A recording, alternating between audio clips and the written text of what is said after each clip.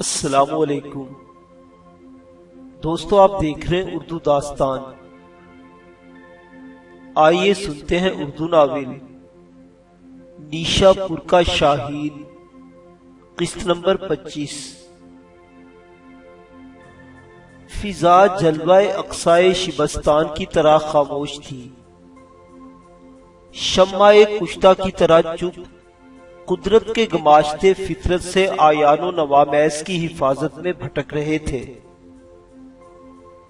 ہر چیز پر ایک اندھوناک تمنا اور ایک خونابہ فشاں جذب طاری تھا۔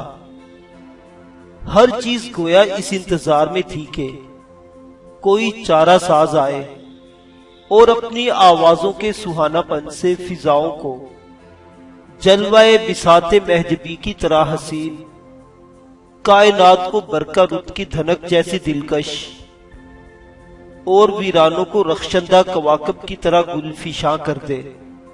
ہرات سے نیشا پور جانے والی شاہراہ، جو کوہستان عدم کے سیاہ بادلوں کی طرح ویران اور شام کی تاریکی جیسی اجڑی تھی، ایک دم کسی گھوڑے کی ٹاپوں سے بول اٹھی۔ وہ حماد تھا جو اپنے گھوڑے کو نیشا پور کی طرف سرپٹ دوڑا رہا تھا۔ ایک جگہ حماد نے اپنے گھوڑے کی رفتار کم کر لی، جہاں سے ایک پتلی اور مٹیالی پگڈنڈی بل کھاتی ہوئی اس کے گھر کی طرف جاتی تھی۔ اس نے گھوڑے کو موڑا اور اس پگڈنڈی پر ڈال دیا جو اس کی کوہستانی بستی سمر آباد کی طرف رہنمائی کرتی تھی۔ اس کی سماعت سے سنسناتی ہوا کے تیروں جیسی کوئی آواز پڑی تھی، کسی کے گیت کی صدا، کسی جوان لڑکی کی آواز جو عجیب سی لجاجت اور خطاب و تکلم میں گا رہی تھی۔ اپنے محبوب کے انتظار میں بڑی درد آشامی کے ساتھ اس کی آواز ورطۂ غم میں ابھر ڈوب رہی تھی۔ حماد گھوڑے کی رفتار کم کر کے اس جوان گیت کو سننے لگا۔ میرا محبوب، ہاں میرا محبوب ایسا ہے جو میدانوں، جنگلوں، پربتوں اور تپتے سنسان صحراؤں میں بھی میری حفاظت کرے گا۔ میں اس سے باتیں کرتی ہوں جب ستارے سو رہے ہوتے ہیں۔ اس کی جوان اور سخت انگلیاں میرے ہاتھوں میں ہوتی ہیں جب میں سو جاتی ہوں۔ حماد جب آگے بڑھا تو اس نے دیکھا حسین رتنا اس کے گھر کے نیچے بہنے والے چشمے کے کنارے ایک پتھر پر سر جھکائے اداس بیٹھی گا رہی تھی، اور اس کے سامنے مٹی کا ایک گھڑا رکھا تھا۔ حماد نے اپنے گھوڑے کو وہیں روک لیا اور اس کا گیت سننے لگا۔ رتنا کی حسین و جوان آواز پھر بلند ہوئی۔ آہ، کب تک میری بے چین روح بھٹکتی رہے گی، کب تک میرا انگ انگ انتظار کی نمائش بنا رہے گا۔ میں ایک ایسی لڑکی ہوں جس کا جسم اپنے محبوب کے انتظار میں ٹوٹ رہا ہے۔ نہ جانے اس طویل رات کا اندھا سفر کب ختم ہوگا۔ رتنا خاموش ہو گئی۔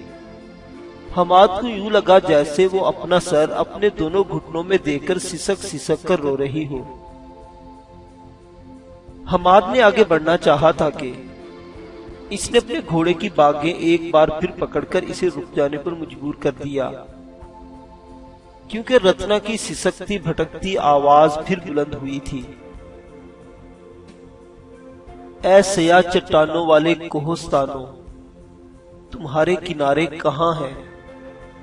کب تک خاموش رہو گے اور میری پکار کا جواب نہ دو گے؟ اے دور دور تک پھیلے ہوئے گونگے راستوں،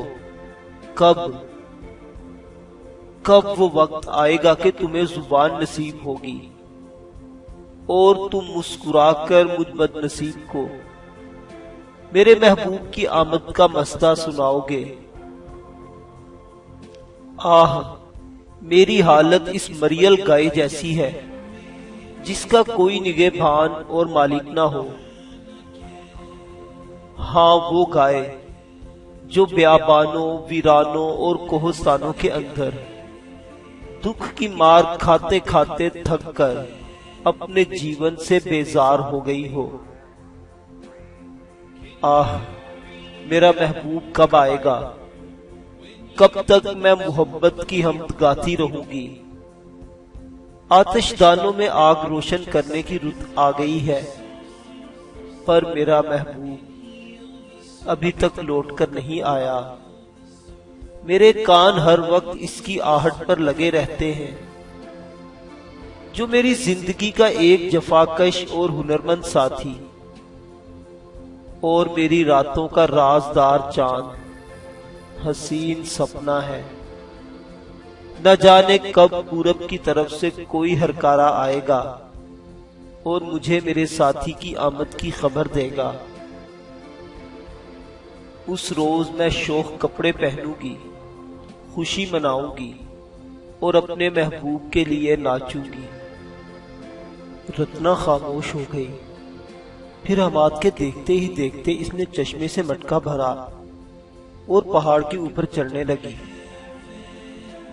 حماد نے اپنے گھوڑے کو ایڑ لگائی اور رتنا ابھی تھوڑی دور ہی اوپر گئی تھی کہ حماد نے اسے جا لیا۔ حماد نے اپنے چہرے پر خود کا نقاب ڈال لیا اور رتنا کے قریب آ کر اس نے اپنا گھوڑا روکا اور آواز بدل کر کڑکتے ہوئے کہا، اے لڑکی، تو کون ہے اور کہاں جا رہی ہے؟ پانی کا یہ برتن نیچے رکھ اور میرے لیے گا اور ناچ۔ رتنا نے کوئی جواب نہ دیا۔ وہ غور سے حماد کو دیکھے جا رہی تھی۔ حماد بھی اسے تیز نگاہوں سے دیکھ رہا تھا۔ اس نے دیکھا مٹکے کے بوجھ تلے رتنا کی لچکیلی کمر دبی جا رہی تھی، اس کی سانس پھول رہی تھی اور ماتھے پر یوں پسینے کے قطرے نمودار ہو گئے تھے جیسے گلاب کی پتیوں پر اوس کے قطرے۔ رتنا کو خاموش دیکھ کر حماد نے دوبارہ گرج کر کہا، لڑکی، تم نے سنا نہیں میں نے کیا کہا ہے؟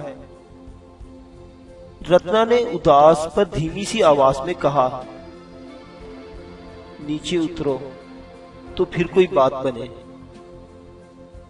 حماد جب گھوڑے سے نیچے اترا تو رتنا نے پانی کا مٹکا ایک طرف رکھ دیا اور بھاگ کر حماد سے لپٹ گئی۔ پھر اس نے اس کی زیرہ کو بوسے دیتے ہوئے کہا، کیا آپ سمجھے تھے میں اتنی ہی نادان ہوں کہ آپ کی آواز پہچان نہ سکوں گی؟ اور پھر آپ کا گھوڑا اور آپ کی جسمانی ساخت تو میں میلوں دور سے پہچان سکتی ہوں۔ حماد نے نیچے جھک کر رتنا کی حسین، سرخ اور چمکیلی پیشانی چومتے ہوئے کہا، دیکھ لیا تم نے، مجھے یاد کیا اور میں آ گیا۔ رتنا نے مسکراتے ہوئے کہا، میں تو آپ کو روز ہی یاد کرتی ہوں۔ حماد نے دیکھا خوشی سے رتنا کی آنکھوں کا کاجل اور ہونٹوں کی سرخی اور زیادہ گہرے ہو گئے تھے۔ پھر رتنا نے علیحدہ ہوتے ہوئے کہا، آپ ابھی کہاں سے آ رہے ہیں؟ حماد نے آگے بڑھ کر پانی کا برتن اٹھاتے ہوئے کہا، چلو گھر چلتے ہیں، وہاں بیٹھ کر باتیں کریں گے۔ رتنا نے آگے بڑھ کر پانی کا مٹکا چھینتے ہوئے کہا، آپ نے یہ کیوں اٹھا لیا؟ یہ مجھے دے۔ اپنے گھوڑے پر بیٹھے اور میرے ساتھ گھر چلیں۔ حماد کو نہ جانے کیا سوجھی، اس نے مٹکا نیچے رکھا۔ آگے بڑھ کر اس نے اپنے دونوں ہاتھوں سے رتنا کو اٹھایا اور اسے اپنے گھوڑے پر بٹھاتے ہوئے کہا، میں خود مٹکا اٹھاؤں گا، تم گھوڑے پر بیٹھ کر چلو۔ رتنا نے منہ بسورتے ہوئے کہا، میں خود پانی کا برتن اٹھاؤں گی۔ حماد نے مذاق کرتے ہوئے کہا، یہ اٹھا کر پہاڑ پر چڑھو گی تو تمہاری نازک کمر ٹوٹ جائے گی۔ رتنا نے بڑے پیارے انداز میں اپنی آستین چڑھاتے ہوئے کہا، میں تو روز پانی بھر کر اوپر لے جاتی ہوں، کچھ بھی نہیں ہوتا مجھے۔ حماد نے سنجیدگی سے کہا، میری غیر موجودگی میں ہی یہ کام کرتی ہو نا؟ میرے یہاں ہوتے ہوئے تمہیں پانی بھرنے نیچے نہیں آیا کرو گی۔ چلو گھوڑے کو ہانکو اور گھر چلے۔ رتنا نے شرماتے شرماتے کہا، ماں اور بابا دیکھیں گے تو کیا کہیں گے کہ میں گھوڑے پر سوار ہوں اور آپ نے پانی کا مٹکا اٹھا رکھا ہے۔ رتنا جب نیچے اترنے لگی تو حماد نے اسے تیز نگاہوں سے دیکھتے ہوئے کہا، اگر تمہیں مجھ سے محبت ہے تو نیچے مت اترنا، اگر نہیں تو بے شک اتر جاؤ۔ رتنا نیچے اترتی اترتی رک گئی اور بے بسی سے حماد کی طرف دیکھتے ہوئے کہا، ایک شرط پر بیٹھوں گی، آپ پانی کا مٹکا مجھے دیں، میں اپنے آگے رکھ لیتی ہوں۔ حماد نے مسکراتے ہوئے کہا، ہاں یہ ہو سکتا ہے۔ اس نے مٹکا اٹھا کر رتنا کے آگے رکھ دیا اور دونوں پہاڑ کے اوپر چڑھنے لگے۔ اپنے گھر کے پاس آ کر حماد نے پہلے مٹکا نیچے اتار کر رکھا، پھر رتنا کو اپنے بازو میں لے کر نیچے اتار لیا۔ رتنا نے دونوں ہاتھوں میں مٹکا اٹھایا اور شور کرتی ہوئی گھر میں داخل ہوئی، ماں ماں، بابا بابا، دیکھو کون آیا، ماں دیکھو میں کسے اپنے ساتھ لے کر آئی ہوں۔ خلدون بھاگتا ہوا باہر نکلا اور حماد کو دیکھتے ہی اس نے اپنے بازو پھیلاتے ہوئے کہا، آہ میرا بیٹا آیا ہے۔ حماد نے آگے بڑھ کر خلدون کو اپنے ساتھ لپٹا لیا۔ پانی کا برتن اندر رکھ کر رتنا دوبارہ باہر آئی اور حماد کے گھوڑے کو پکڑ کر استبل کی طرف لے گئی۔ خلدون تیزی سے آگے بڑھا اور رتنا سے حماد کے گھوڑے کی باگ چھینتے ہوئے کہا، یہ تمہارا کام نہیں ہے بیٹی، تم رہنے دو، میں خود گھوڑے کو استبل لے جاتا ہوں۔ رتنا نے گھوڑے کی باگ خلدون کو دینے سے انکار کرتے ہوئے کہا، یہ آپ کا نہیں میرا کام ہے بابا، پتہ ہے آپ مجھے اکثر کہا کرتے ہیں حماد، حارث اور حسن کی غیر موجودگی میں تم ہی میرے بیٹے ہو، پھر بیٹا باپ کو کیسے کام کرنے دے۔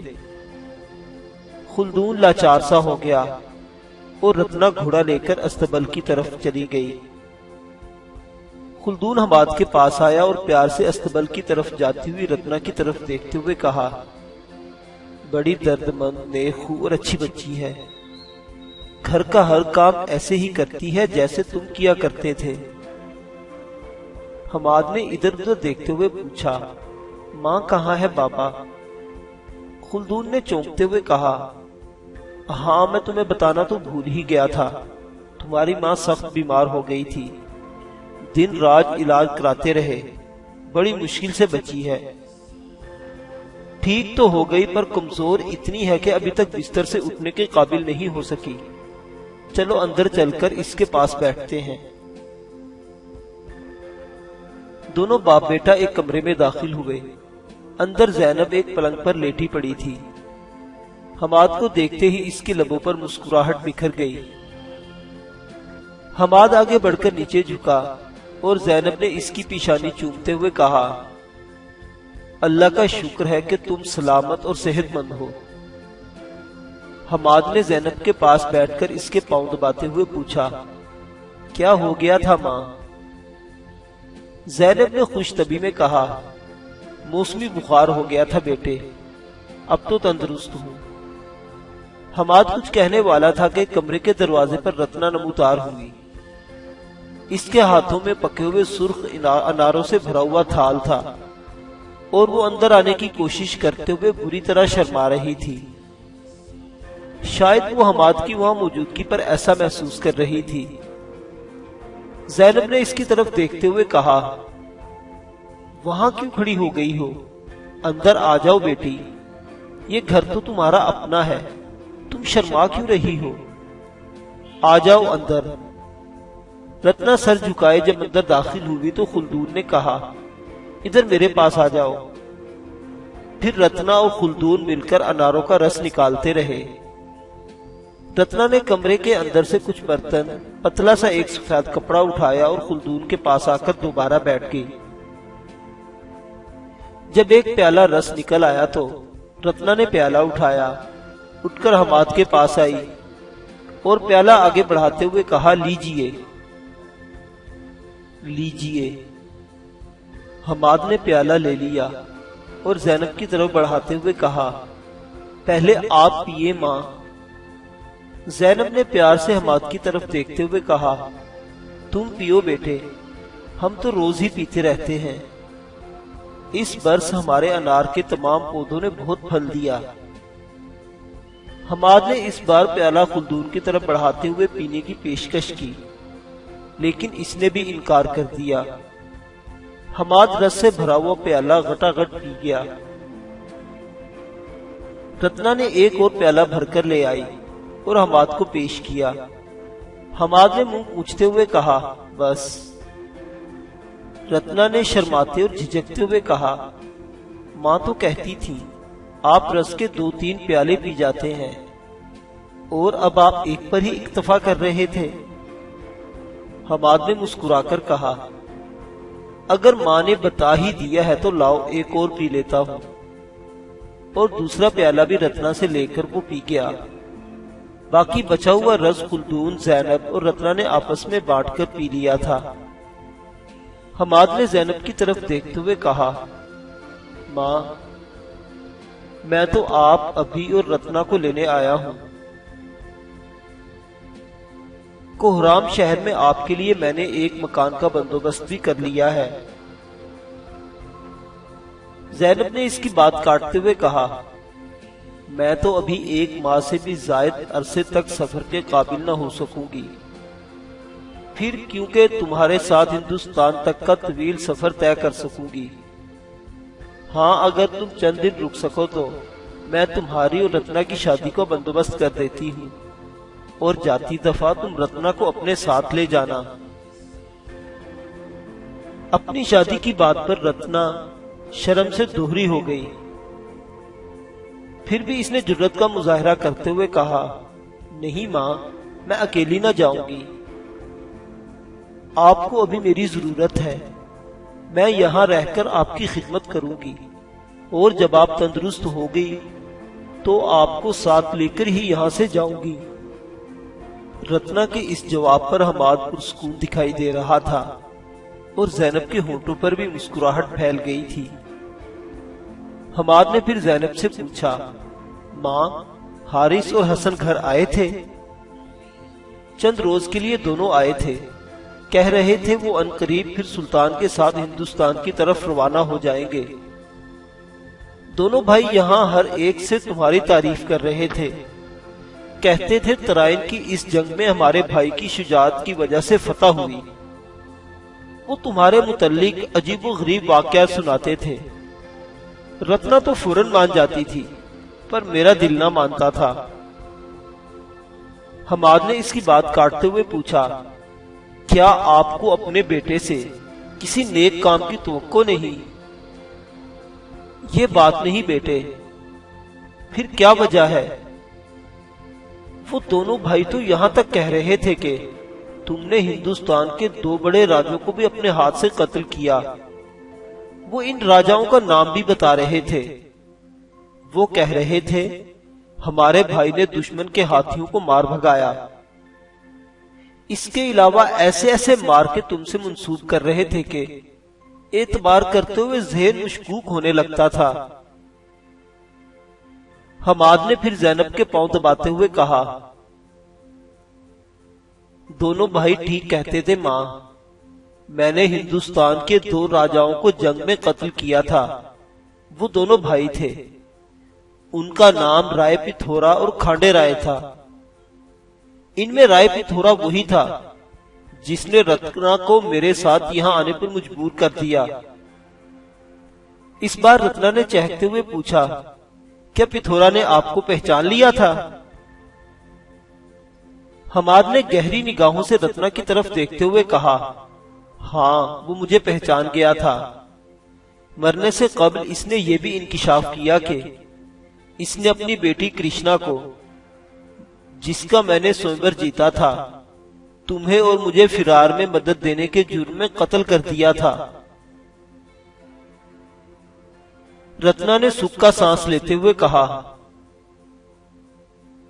چلو پتھورا کو بھی تو اس کے گناہوں کی سزا مل گئی۔ کیا آپ ماموں بدری ناتھ کے ہاں گئے تھے؟ ہاں، میں ادھر سے آتے ہوئے ادھر سے ہو کر آیا ہوں۔ تمہارے ماموں ممانی اور بملہ تمہیں بہت یاد کرتے ہیں۔ وہ کہہ رہے تھے اپنے ماں باپ اور رتنا کو ضرور ساتھ لائیں۔ اور ہاں سنو، سدا نیر میں وینا کے گھر بھی گیا تھا۔ اس بیچاری کا باپو سیوا رام مر گیا ہے۔ رتنا نے دکھ کا اظہار کرتے ہوئے کہا، اب وہ بیچاری اکیلی رہ گئی ہوگی۔ نہیں، وہ مسلمان ہو چکی ہے اور ابو بکر نے اس کی شادی اپنے بڑے بیٹے سے کر دی ہے۔ اب وہ بڑی پرسکون زندگی بسر کر رہی ہے۔ تمہیں بہت یاد کرتی تھی۔ رتنا کچھ کہنا چاہتی تھی کہ زینب بول پڑی، حماد بیٹے، تمہاری غیر موجودگی میں رتنا نے میری ویسی ہی خدمت کی جیسی تم کیا کرتے تھے۔ یہ نہ ہوتی تو میں اس بیماری سے مر گئی ہوتی۔ یہ بیچاری دن رات میری خدمت کرتی رہی ہے۔ اور سنو، یہ اب 5 وقت کی نماز پڑھتی ہے اور 1 ماہ تک قرآن پاک بھی ختم کرے گی۔ ہر روز تمہاری ابی سے سبق لیتی ہے۔ اس نے مجھے تمہاری کمی محسوس نہیں ہونے دی۔ رتنا نے بڑی عاجزی سے کہا، آپ ایسے ہی میری تعریف کرتی رہتی ہیں ماں۔ کیا ماں کی خدمت کرنا بیٹی کا فرض نہیں ہے؟ زینب نے بات کا رخ بدلتے ہوئے کہا، کھانا تیار ہے۔ رتنا چشمے سے پانی لانے گئی تھی اور ہم کھانا کھانے لگے تھے۔ جاؤ رتنا، کھانا یہی لے آؤ۔ رتنا اٹھی اور کھانے کے برتن اٹھا لائی۔ پھر وہ چاروں اکٹھے بیٹھ کر کھانا کھا رہے تھے۔ ایک گھڑ سوار اپنے سیاہ رنگ کے گھوڑے کو دوڑاتا ہوا بدری ناتھ کی حویلی میں داخل ہوا۔ وہ ارجن تھا، رتنا کا منگیتر۔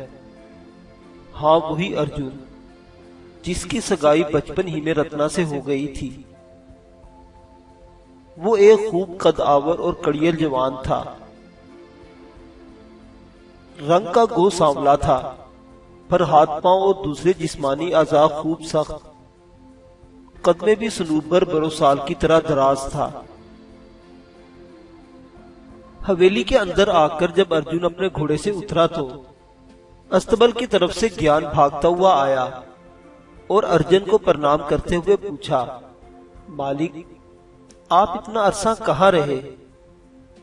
ارجن نے سخت لہجے میں کہا، میرا گھوڑا استبل نہ لے جانا، یہیں رہنے دو۔ چچا بدری ناتھ کہاں ہے؟ میں اس سے ایک اہم بات کرنا چاہتا ہوں۔ گیان کچھ کہنے والا تھا کہ حویلی کے اندر سے بدری ناتھ، ساوتری اور بملہ نکل آئے۔ ارجن نے جھک کر ان تینوں کو ڈنڈوت کیا۔ بدری ناتھ سیڑھیاں اتر کر نیچے آیا اور ارجن کو گلے لگاتے ہوئے کہا، تم باہر کیوں کھڑے ہو؟ چلو اندر چل کر بیٹھو۔ ارجن نے اپنے گھوڑے کی گردن پر ہاتھ مارتے ہوئے کہا، میں جلدی میں ہوں، میرے کچھ ساتھی باہر کھڑے میرا انتظار کر رہے ہیں، میں بہت جلد لوٹ جانا چاہتا ہوں۔ آپ سے ایک بات پوچھنا تھی۔ پوچھو، پر پہلے میری ایک بات کا جواب دو، تم اتنا عرصہ کہاں رہے؟ ارجن نے شرمندہ ہوتے ہوئے کہا، جب بھی گھر آنا چاہتا تھا کوئی نہ کوئی بہانہ بن جاتا تھا۔ پہلے آنا چاہا تو ترائن کی پہلی جنگ چھڑ گئی، اس کے اندر میں زخمی ہوا اور دہلی لے جایا گیا۔ جب زخم مندمل ہوئے اور میں نے کچھ عرصہ آرام کرنے کی خاطر سوچا کہ گھر جاؤں گا تو ترائن کی دوسری جنگ کی تیاریاں شروع ہو گئی، اور کھانڈے رائے نے یہ کہہ کر مجھے روک لیا کہ تم میرے اعتبار کے جرنیل ہو، ان لمحوں میں مجھے تمہاری ضرورت ہے۔ پھر ترائن کی دوسری جنگ چھڑ گئی اور ہمیں شکست ہوئی۔ میں بری طرح زخمی ہوا اور 6 ماہ تک اجمیر میں پڑا رہا۔ جب زخم مندمل ہوئے تو ادھر چلا آیا۔ ارجن نے ذرا رک کر کہا، یہاں آ کر تکلیف دہ حالات کا سامنا کرنا پڑا۔ گھر اجڑا اجڑا اور خالی پڑا تھا۔ جب ہمسایوں سے پوچھا تو انہوں نے بتایا کہ راجا پتھورا کے آدمی میرے تمام گھر والوں کو قتل کر کے رتنا کو اٹھا کر لے گئے تھے۔ کیا یہ درست ہے کہ پتھورا رتنا سے زبردستی شادی کرنا چاہتا تھا اور یشپال رتنا کو لے کر جگہ جگہ چھپتا پھرتا تھا؟ بدری ناتھ نے اداس لہجے میں کہا، ہاں درست ہے۔ ارجن نے بیزار لہجے میں کہا، اب یشپال اور رتنا کہاں ہے؟ بدری ناتھ نے ایک بار غور سے ارجن کی طرف دیکھا، پھر اس نے صاف اور سچ کہہ دیا۔ جب راجا پتھورا رتنا کو اٹھا کر لے گیا تو یشپال اسے چھڑانے اجمیر گیا، لیکن پکڑا گیا اور راجا نے اسے قتل کرا دیا۔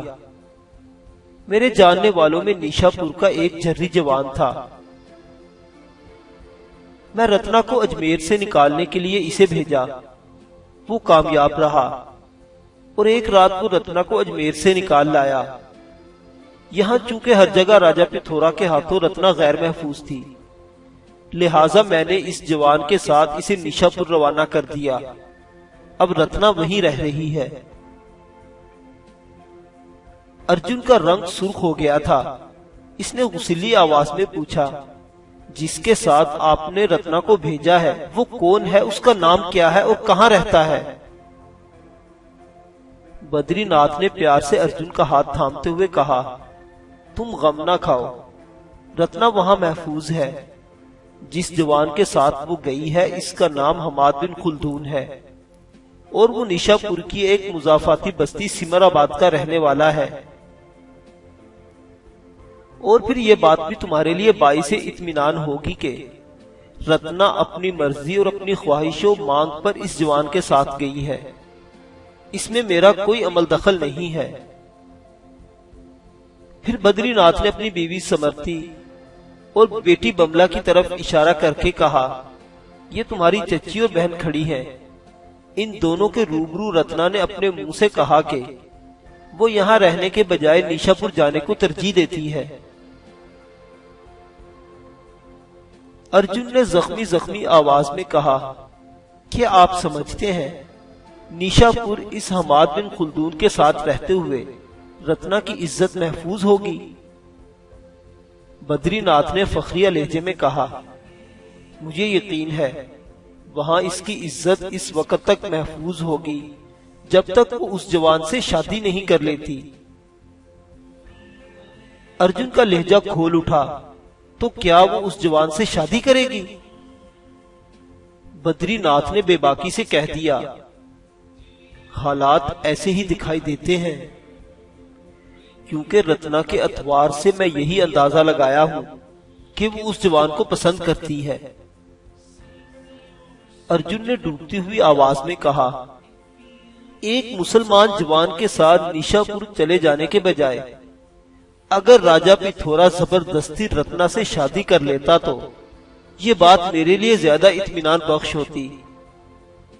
نیشا پور ایک مسلمان کے ساتھ جا کر رتنا نے ایک ایسا اپمان کیا ہے جس کی سزا اسے ضرور ملنی چاہیے، اور یہ سزا اسے میں دوں گا۔ اس سے میری سگائی طے ہے اور میں اس سے باز پرس کا ادھیکار رکھتا ہوں۔ بدری ناتھ ارجن کو روکتا رہ گیا، پر وہ اپنے گھوڑے کی باگ پکڑ کر غصے کی حالت میں حویلی سے باہر نکل گیا تھا۔ چند قدم حویلی سے باہر نکلنے کے بعد ارجن نے اپنے گھوڑے کو وہیں چھوڑا۔ کچھ سوچتا ہوا وہ مڑا، تیز تیز قدم اٹھاتا ہوا دوبارہ حویلی کے اندر آیا اور پھر بدری ناتھ کو مخاطب کر کے کہا، چچا، ایک حماد بن خلدون مسلمانوں کا جرنیل بھی ہے۔ اس نے ترائن کی جنگ میں ایسے کارنامے دکھائے جن کی بنا پر ہمیں شکست ہوئی۔ آج کل وہ ہندوستان میں مسلمانوں کے حاکم قطب الدین کا دست راست ہے۔ کہیں یہی وہ حماد بن خلدون تو نہیں جس کے ساتھ رتنا یہاں سے گئی تھی؟ بدری ناتھ نے چند لمحوں تک غور سے پر مشکوک انداز میں ارجن کی طرف دیکھا، پھر اس نے شاید اپنے ذہن میں اٹھنے والے خیالات کو جھٹک دیا اور خوشگل لہجے میں کہا، تمہارا اندازہ درست ہے ارجن، یہ وہی حماد بن خلدون ہے، وہ مسلمانوں کے بہترین جرنیلوں میں سے ایک ہے۔